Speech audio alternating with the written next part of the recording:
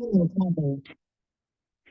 morning, everyone, and welcome to part one of a dual presentation on this wonderful morning of the first day of your 2023 Egypt Alpha Chi Omega Tour. So, without further ado, I'm going to share screen and off we go.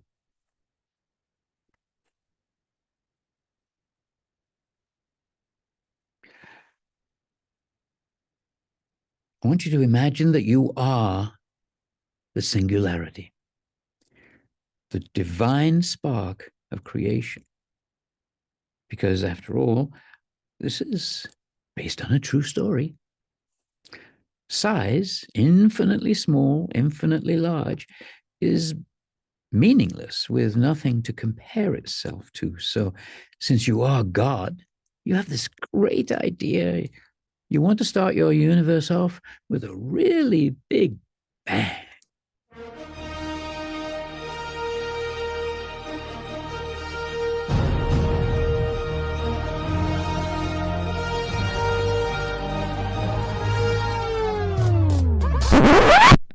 But of course, that's all. Well, what really probably happens, I think, is more like duplication, replication, according to a predetermined perfect pattern. Of course, your nature being infinite, it gets a little out of hand, but that's okay.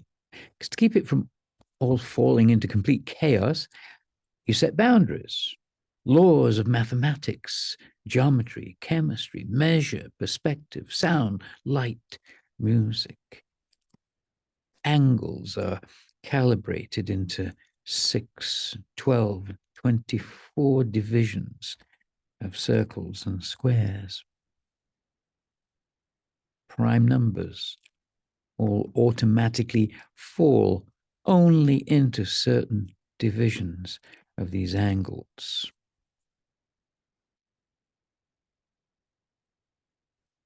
And the basic building block of this self-replication tells us something very significant. Let's say, for sake of argument, that the quote dimension of this infinitely small, infinitely large singularity is 1.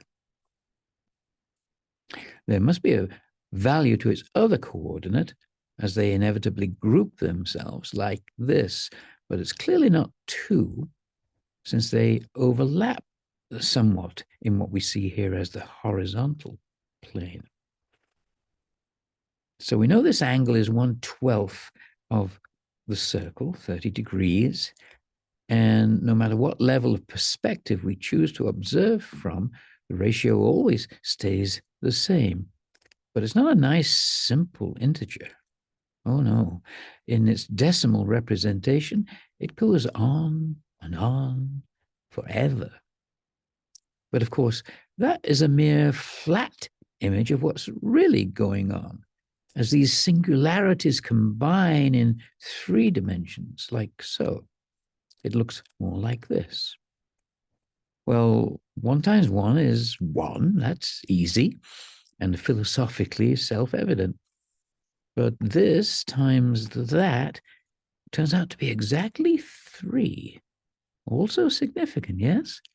3 in 1, the Trinity.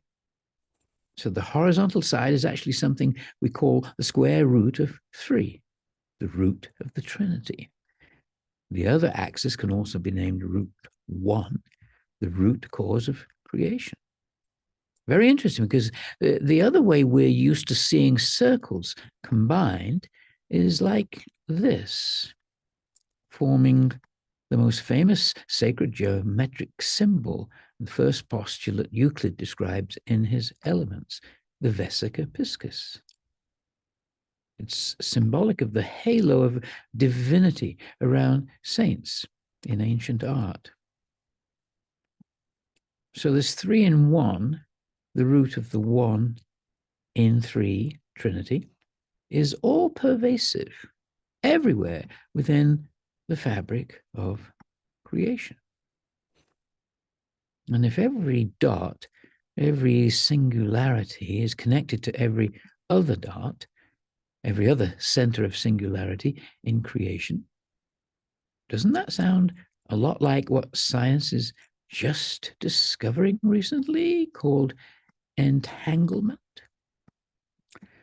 This seems so important, I'm calling it the Golden Trinity grid.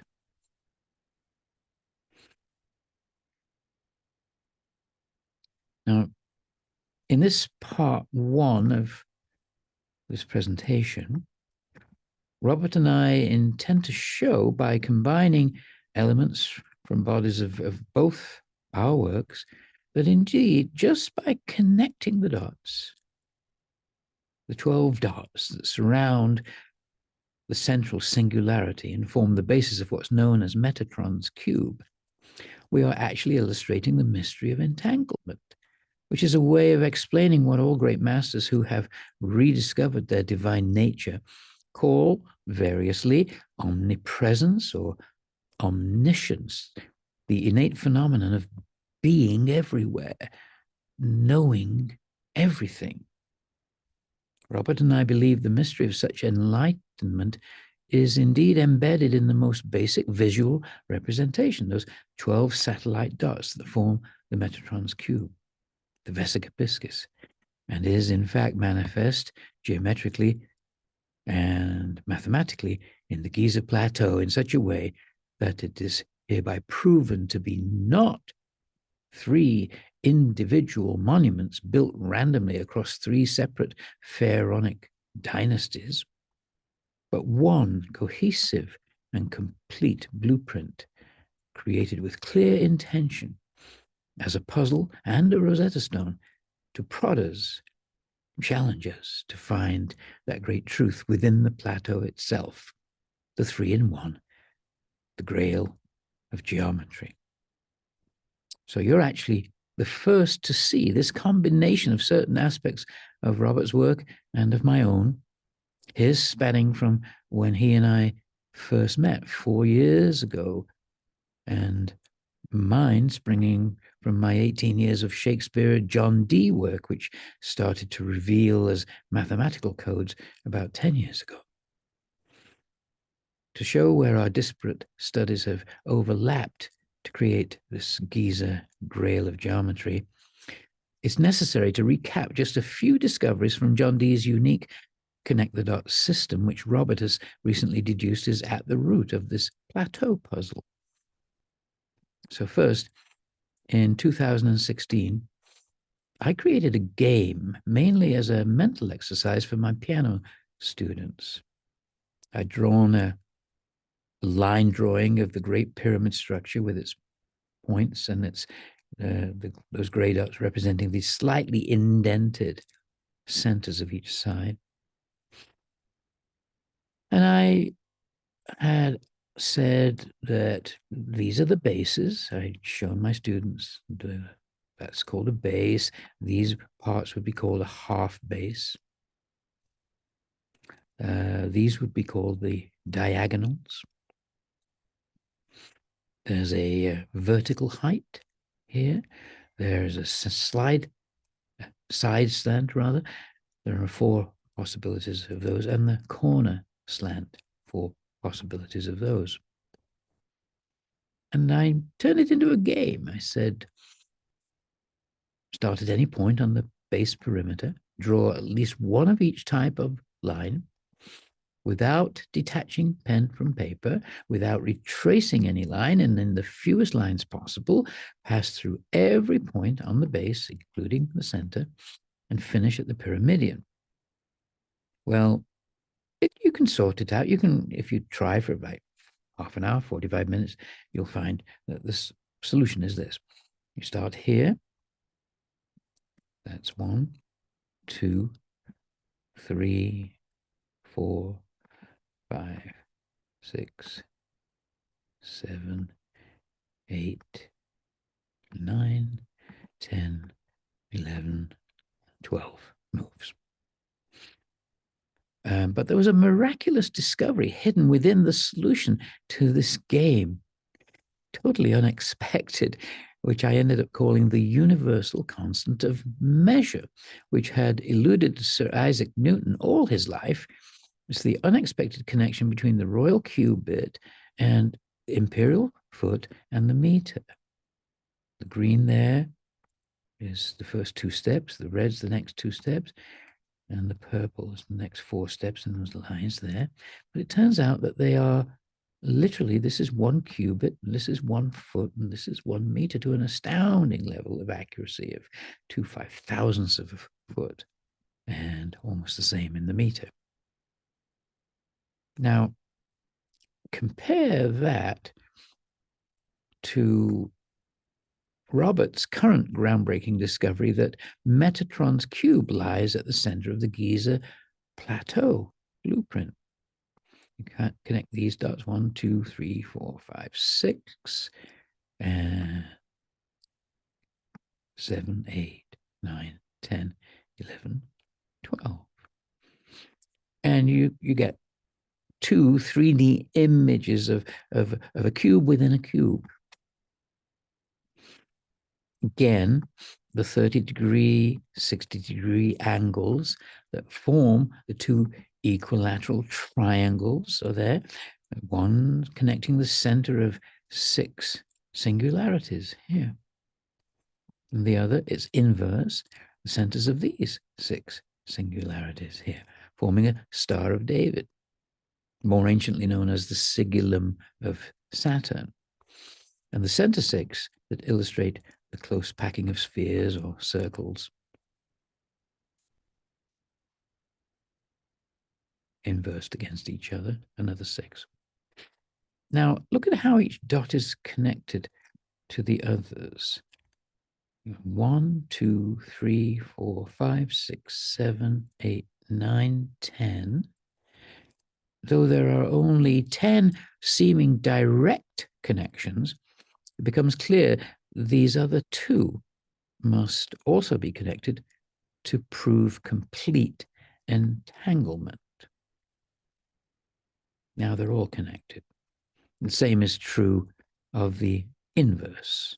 1, 2, 3, 4, 5, 6, 7, 8, 9, 10. But these other 2 have to be connected. So now all possible connections have been made. You see, if there really is no such thing as time, but only the eternal now, as the ancient rishis tell us, then by Einstein's definition of space-time, there really is no such thing as space, only the infinite here. Let's connect these now to show you there were 4 lines, 5 lines, 6 lines, 7 lines, 8 lines, 9 lines, 10 lines, 11 and 12. Now, every single possibility has been made. Every single dot is connected to every other single dot. So this idea of space really being space-time, the infinite here as well as now, is illustrated in this. Thus, by we're showing a geometric connection between all of the singularity points in the macro space-time continuum, the micro version of which is Metatron's cube. We posit an elementary visual depiction of the seemingly complex concept of all-pervasive entanglement. Now, back to our Golden Trinity grid. If we draw a diagonal of the full rectangle here, and then draw a diagonal of the half rectangle here, in other words, a half diagonal of the golden grid, we see a direct connection to a simple geometric truth that baffled me 7 or 8 years ago when I first discovered it on the title page of Shakespeare's sonnets, because I assumed it must be well known. Yet I devoured every book I could find on Pythagorean theory, golden ratio, sacred geometry, even just plain basic math. I could not find it anywhere, but here it is in brief. Johannes Kepler famously said geometry has 2 great treasures. One is the theorem of Pythagoras, the other, the division of a line into extreme and mean ratio, the golden ratio.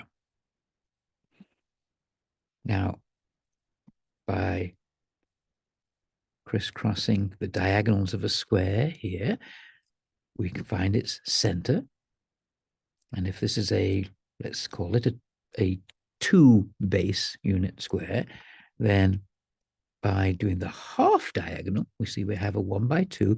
By Pythagorean theory, it's easy to understand that the hypotenuse there is the square root of 5.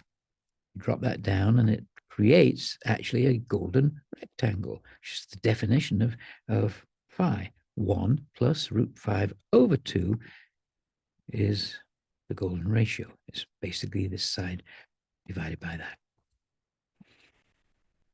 But if you take that root 5, you do one half diagonal, another here, and another here. That's it. Just simply that. There's a 3, 4, 5 triangle. 5, 4, 3, 2, 1. Liftoff. We have a liftoff.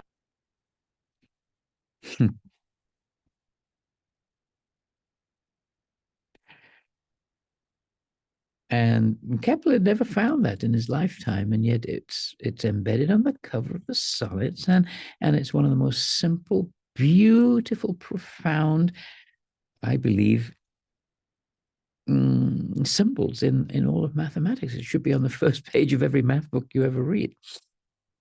Now, by doing the same thing here, where the Giza Trinity grid, or golden Trinity grid, whatever decide to call it, diagonal, half diagonals cross, we find another 3-in-1 Trinity connection point, because these two are connected and joined by this other third connection point here. Those 6 singularities connected. And of course, as always, it has a mirror reflection, which is here. And then there's a second 3-in-1 Trinity connection point here. These two and these two, these connect these other 2 singularities. I'm going to show you those 2 connected there, those 2 there, and these 2, which are part of the actual base of the inner cube. And they're even connecting at a place where 2 circles are tangent to each other, and it's mirror imaged on the other side here. It turns out these 4 points have successfully connected all 12 singularity points. But simply by connecting them, we see they create 2 unique cross points with the Giza Trinity grid here. Now, the bottom of Metatron's cube, draw a baseline here, whose diameter, as we're drawing a circle, whose diameter is distance from the base singularity to the 2 green cross points we just identified in the Giza Trinity grid. Right? See the perfection of that here? Just perfectly, we've drawn a circle that goes through those 2 connecting points. And now we simply join the diameter baseline points here up to the center of Metatron's cube singularity. And, drum roll please, we've discovered a perfect cross-section representation of the Great Pyramid.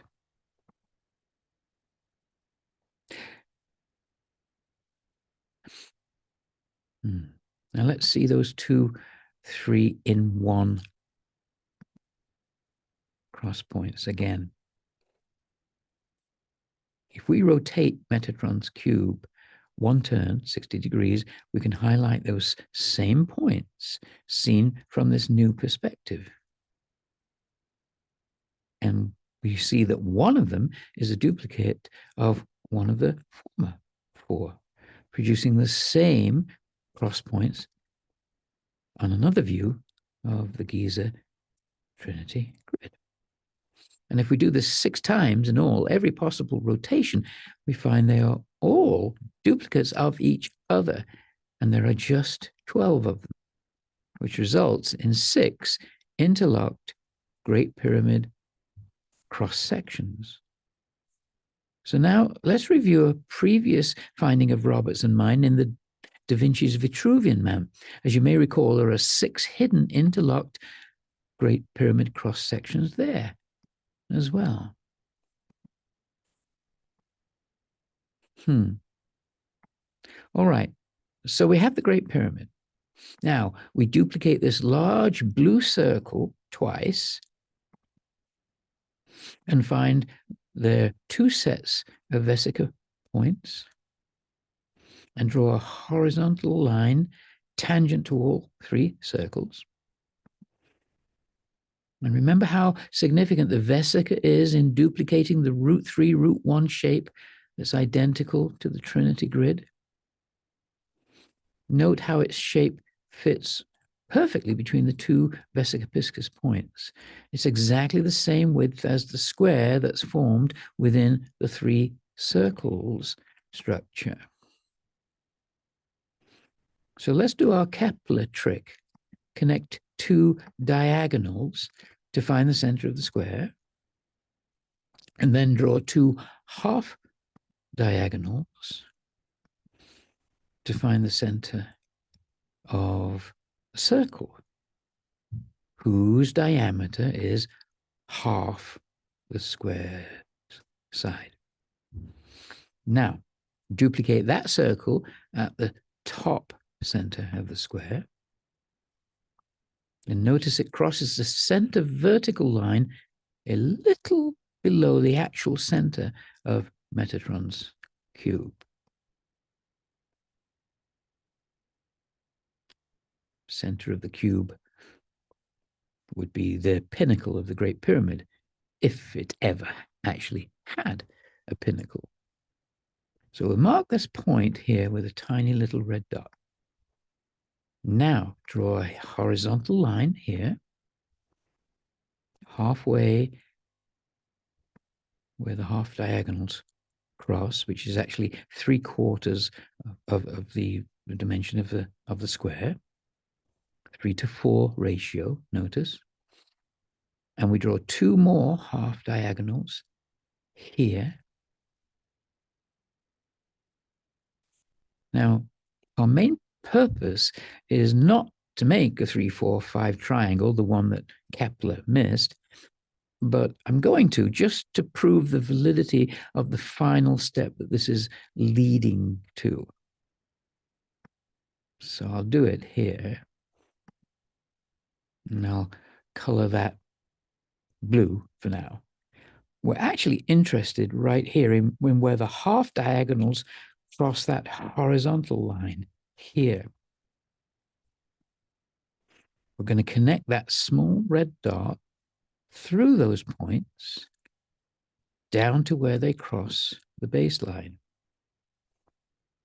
And as we can now see, as I move that blue one into place, this creates a perfect 3-4-5 triangle vertically, or half the cross section side.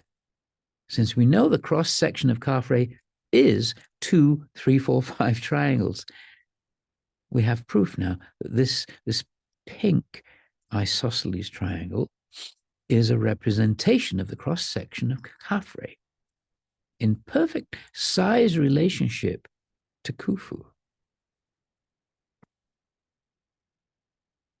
Now, all that remains is to draw a circle whose diameter is the height of Carfrey, which requires finding its height center, Now, there's a pure geometrical system Robert uses to do this by drawing two circles and finding their vesica points. But for simplicity's sake, I'm just going to draw the resultant circle and ask you to trust me and Robert. You do, don't you? This just makes it easier to see and quicker. So you draw that circle there. The elegance of this is immediately self-evident and shows the pure intention of the designer of this masterpiece, because the Khafre circle that I just drew intersects precisely the corners of the Khufu square, whose sides, you remember, are equal to half of the Khufu base. Now we use the base corners of the square to draw two more circles tangent to each other, here and here. At the center of the base, there's the tangent. Once again, half diagonals of the Khufu square give us 2 points where they intersect those circles.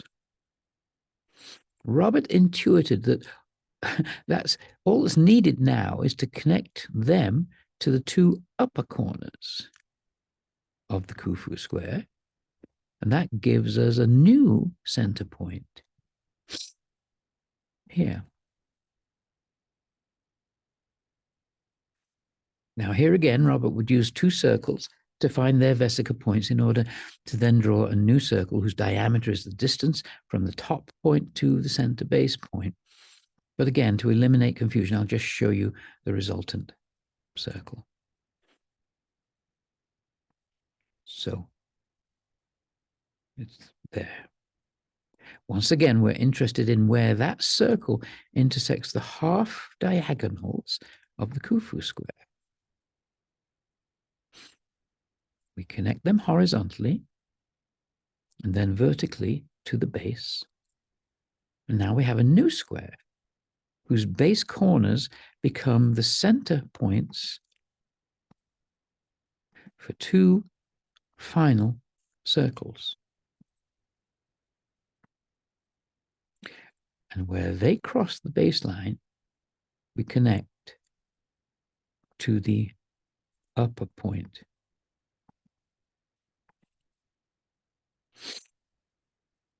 And voila, Menkore.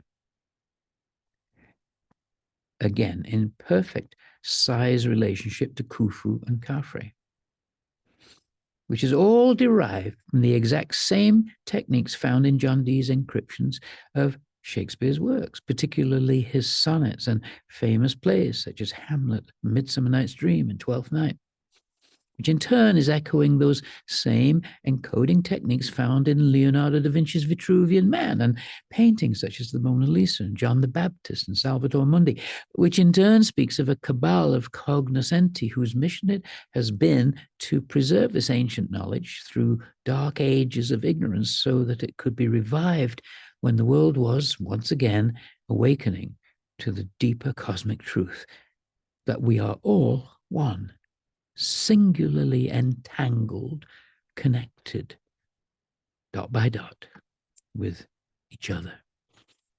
We should all feel honored to be playing our parts in this marvelous drama, remembering that all the world's a stage, and in the end and the beginning, a game that we all created and deliberately forgot, so we may have the joy of remembering and finally solving once more the cosmic puzzle that is Giza, the Grail of geometry.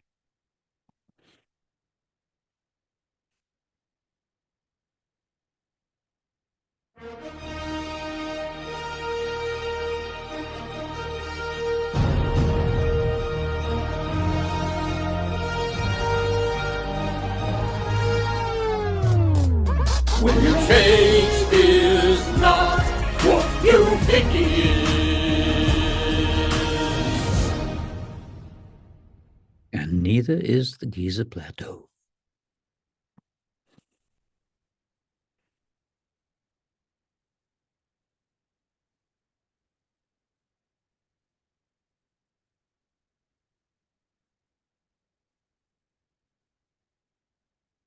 Thank you. I hope you enjoyed that.